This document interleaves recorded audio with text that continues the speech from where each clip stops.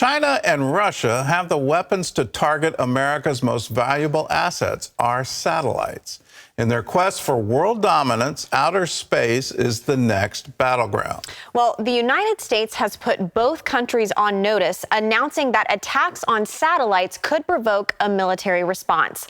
National security correspondent Caitlin Burke reports on the threat environment in space. U.S. military and commercial satellites are critical for communication, surveillance, and navigation.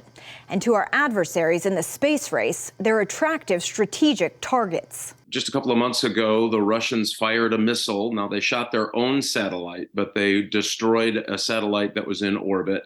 And they did that to demonstrate both to the United States and our allies that they had the capability to take out satellites. And Russia has threatened to do just that if the U.S. continues to provide critical support and certain weaponry to Ukraine. So they have ways to do this. They have capabilities to do this. And so the very fact that they said they might consider it is problematic for the United States. China is also a player, as part of its rapid military modernization effort focuses on space technology.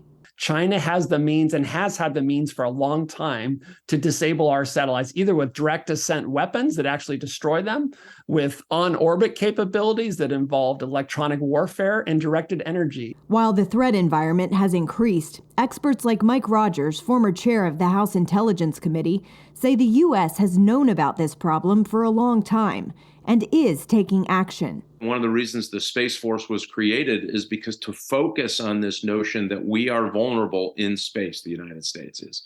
And so that was a good start. U.S. defense officials have also recently put Russia and China on notice, announcing that attacks on satellites could warrant a military response. To defend our country and prevent conflict, we will rely on integrated deterrence. To make it clear to any potential adversary that the risk and the cost of aggression far outweigh any conceivable gains.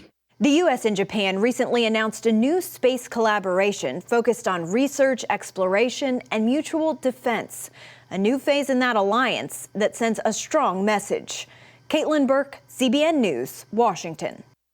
Well, I remember way back in the 1960s when you looked at the first moon landings and all of the Apollo programs and the great promise that there could actually be peace in space, that we wouldn't take our weapons there.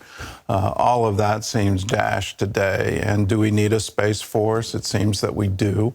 In any kind of warfare, you're looking at taking out the other side's satellite communication and the ability that satellites give you to have eyes on any kind of battlefield. So is space being weaponized? Yes. And is it the new arms race? Absolutely.